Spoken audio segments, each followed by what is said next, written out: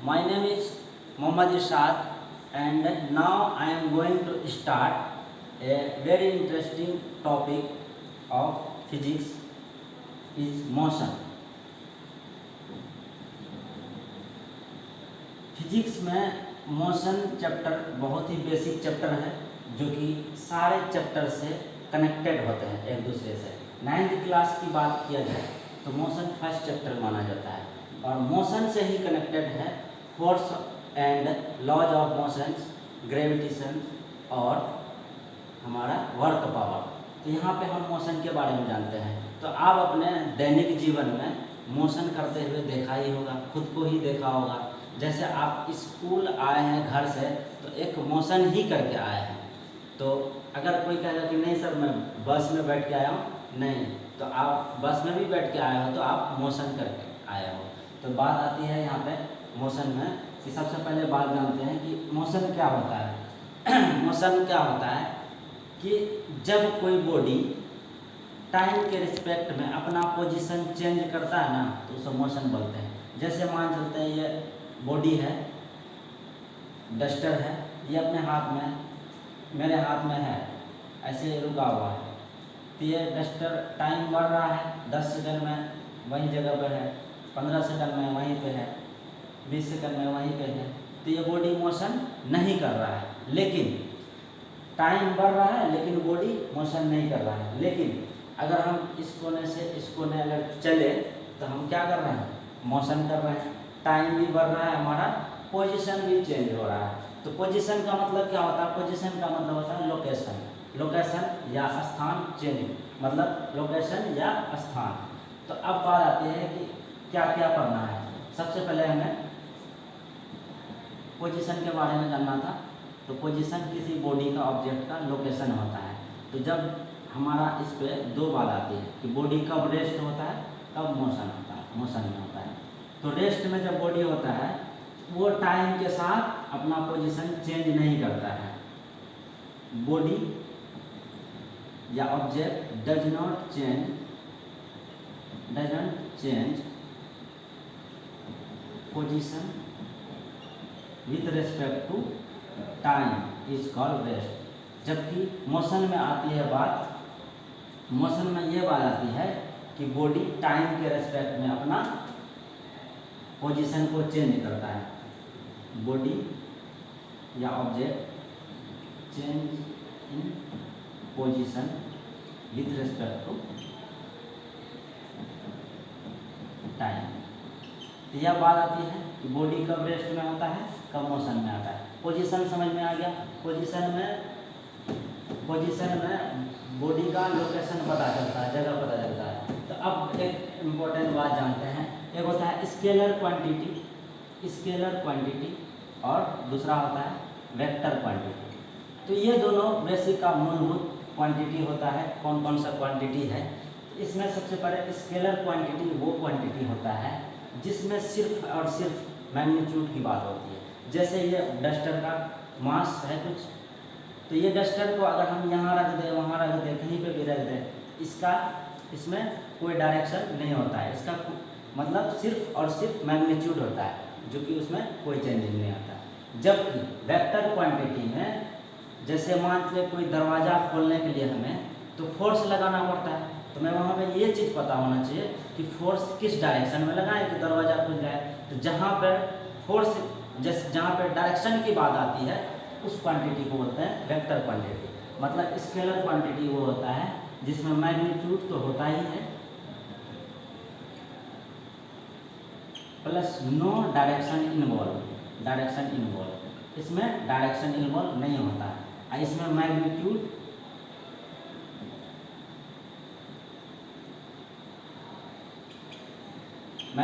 Plus direction involve, ये दोनों में ये डिफरेंस, डायरेक्शन इन्वॉल्व होता है।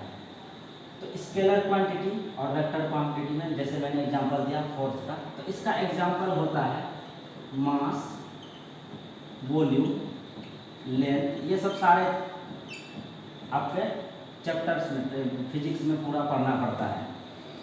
डिस्टेंस, स्पीड, बहुत सारा है, एक्स्ट्रा etc.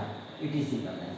जबकि यहाँ पे हमारा वेक्टर क्वांटिटी का एग्जांपल बोले तो फर्स्ट मैंने फोर्स समझा, force, velocity, acceleration, extra momentum, ये सब सारे सब्जेक्ट हम लोग पढ़ेंगे बारी बारी से फिजिक्स के अंदर। तो ये सारे मैंने एग्जांपल लिया, बहुत सारे होते हैं जिसका मैग्नीट्यूड और डायरेक्शन दोनों होता है, उसको वेक्टर क्वांटिटी कहते हैं। अब बात आती है हमारे पास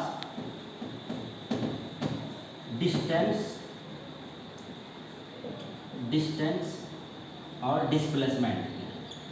मैं पूरा नाम नहीं लिखूँगा, शॉर्टकट में। डिस्टेंस और डिस्प्लेसमेंट में क्या फ़र्क होता है?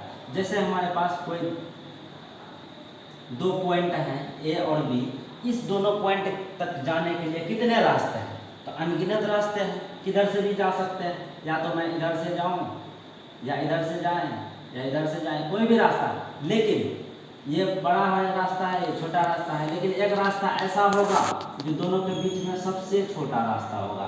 तो जो सबसे छोटा रास्ता होता है ना, तो वो होता है हमारा डिस्प्लेसमेंट, और सबसे छोटा रास्ता को बोलते हैं डिस्प्लेसमेंट। जबकि डिस्टेंस वो होता है कि जो हमारा एक्चुअल पाथ होता है जिस पे बॉडी ट्रेवल करती है, actual path of a body on which travel. तो हम ये बोलेंगे इसमें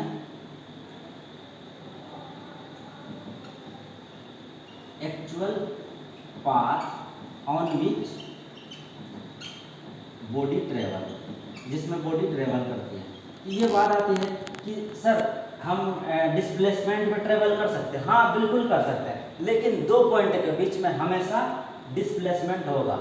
डिस्टेंस हम इस पे भी ये क्या डिस्टेंस डिस्प्लेसमेंट हो सकता है? तो हाँ हो सकता है, ये हो सकता है। तो डिस्प्लेसमेंट डिस्टेंस हो सकता है, या तो बराबर होगा या एक्चुअल पाथ जो होता है जिस पे बॉडी ट्रेवल करता है, इसको डिनोट करते हैं डिस्टेंस को डी से और डिस्प्लेसमेंट को एस से।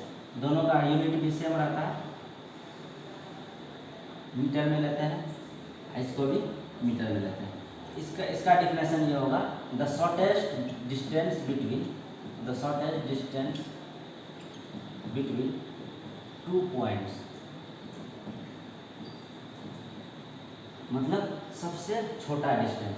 तो ये हमारा डिस्टेंस और डिस्प्लेसमेंट का ये हुआ डिफिनेशन हुआ, और दोनों में फ़र्क हुआ कि इसमें ये स्केलर क्वांटिटी होता है और ये वेक्टर क्वांटिटी होता है, इसमें डायरेक्शन इन्वॉल्व होता है। ये चीज़ बात याद रखना है। तो एक क्वेश्चन आता है, मतलब पूछा गया है कि which of the following is universally true, displacement equal to distance, या डिस्प्लेसमेंट ग्रेटर देन डिस्टेंस, या फिर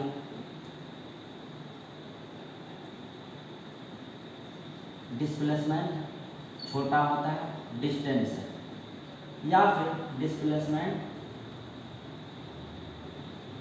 छोटा होता है और बराबर होता है डिस्टेंस का। तो ये ओलंपियाड में पूछा था, विच of the following statement is universally true. तो हम कह सकते हैं सबसे पहले कि डिस्प्लेसमेंट डिस्टेंस के इक्वल हो सकता है। हाँ सर हम चल सकते हैं, शॉर्टेज डिस्टेंस पे चल सकते हैं, तो हमारा एक्चुअल पाथ वही होगा, डिस्टेंस वही होगा, ये ट्रू बात है। जबकि यहाँ पे डिस्प्लेसमेंट तो सबसे छोटा डिस्टेंस होता है, तो ये डिस्टेंस से कभी बड़ा नहीं होगा, तो ये फॉल्स है। और यहाँ पे कह रहा है कि डिस्टेंस बड़ा होगा, तो हाँ जरूर ये भी ट्रू बात है। लेकिन यूनिवर्सली क्या ट्रूथ है कि ये डिस्टेंस जो होता है बराबर भी होता है और बड़ा भी होता है। इसीलिए लॉजिकल क्वेश्चन पूछता है ओलंपियाड में, तो ये ऑप्शन सही होगा। अब बात आती है, अगर मान चलते हैं एक क्वेश्चन इस तरह से भी पूछा गया था कि कोई किसान जो है वो 10 मीटर का स्क्वायर उसका खेत है, 10 मीटर स्क्वायर टाइप का खेत है, 10 मीटर ईच लेंथ है। तो वो कह रहा है कि अगर 40 सेकंड में पूरा राउंड कवर कर लेता है, 40 सेकंड में अगर पूरा राउंड कवर कर लेता है तो 20 सेकंड में कितना करेगा? तो 20 सेकंड में यहाँ तक करेगा, ए बी सी डी, यहाँ पे पहुँच जाएगा। यहाँ से यहाँ के बीच में हम लोग डिस्प्लेसमेंट निकाल सकते हैं, डिस्प्लेसमेंट निकाल सकते हैं पाइथागोरस थ्योरम से, ये भी पूछा है। अब बात आती है मोशन की। मोशन कैसा होता है, यूनिफॉर्म और नॉन यूनिफॉर्म। इसके बारे में डिटेल से पढ़ते हैं हम लोग, नॉन यूनिफॉर्म मोशन और नॉन यूनिफॉर्म मोशन। तो ये जानते हैं क्या होता है यूनिफॉर्म मोशन। मान चले ये रास्ता है, ये कोई गाड़ी चल रहा है, कोई गाड़ी ट्रेवल कर रहा है इससे, तो ये रास्ता में मान चलिए 5 किलोमीटर हर 10 सेकंड में, इसमें भी 10 सेकंड में 5 किलोमीटर का डिस्टेंस है 10 सेकंड में। मतलब ये हुआ कि ये गाड़ी या कोई बॉडी अगर सेम टाइम इंटरवल में सेम डिस्टेंस ट्रेवल करे उसको बोलते हैं uniform motion. Same time interval में अगर सेम डिस्टेंस यानी कांस्टेंट डिस्टेंस कांस्टेंट टाइम में अगर ट्रेवल करे उसको बोलते हैं uniform motion. Distance covered by the body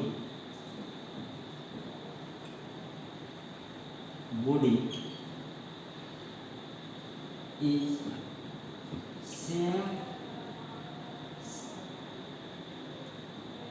same distance, यानी same distance covered by the body is same time interval,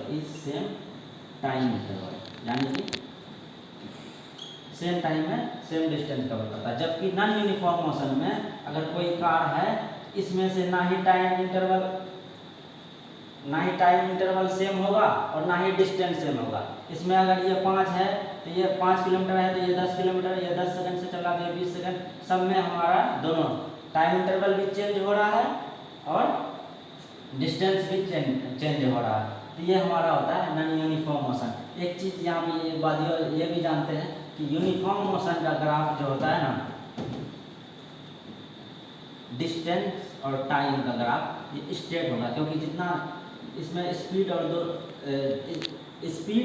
और ये टाइम दोनों कांस्टेंट है। जब यहाँ पे पहुँचेंगे तो यहाँ पे, जब यहाँ पे पहुँचेंगे तो यहाँ पे, तो इसमें ग्राफ स्ट्रेट लाइन होता है, जबकि इसमें ग्राफ ऐसे होता है, स्ट्रेट लाइन को छोड़ करके कुछ भी होता है। ठीक, ये यूनिफॉर्म नॉन यूनिफॉर्म का था। अब बात आती है वेलोसिटी और स्पीड की बात होती है, स्पीड और वेलोसिटी। तो स्पीड होता है क्या कि जब हम किसी रोड पे या किसी पे कहीं पे अगर हम ट्रेवल करते हैं तो उसमें डायरेक्शन इन्वॉल्व नहीं होता। यही फर्क है इसमें, स्पीड में डायरेक्शन इन्वॉल्व नहीं होता है, जबकि वेलोसिटी में डायरेक्शन इन्वॉल्व होता है। मैंने वहाँ पे भी बताया था वेक्टर और स्केलर में। तो यहाँ पे स्पीड जो होगा किसी भी बॉडी का, जिसमें इसमें डायरेक्शन इन्वॉल्व नहीं होगा, नॉट इन्वॉल्व, इसमें डायरेक्शन इन्वॉल्व होगा। तो स्पीड का डेफिनेशन यह है, द रेट ऑफ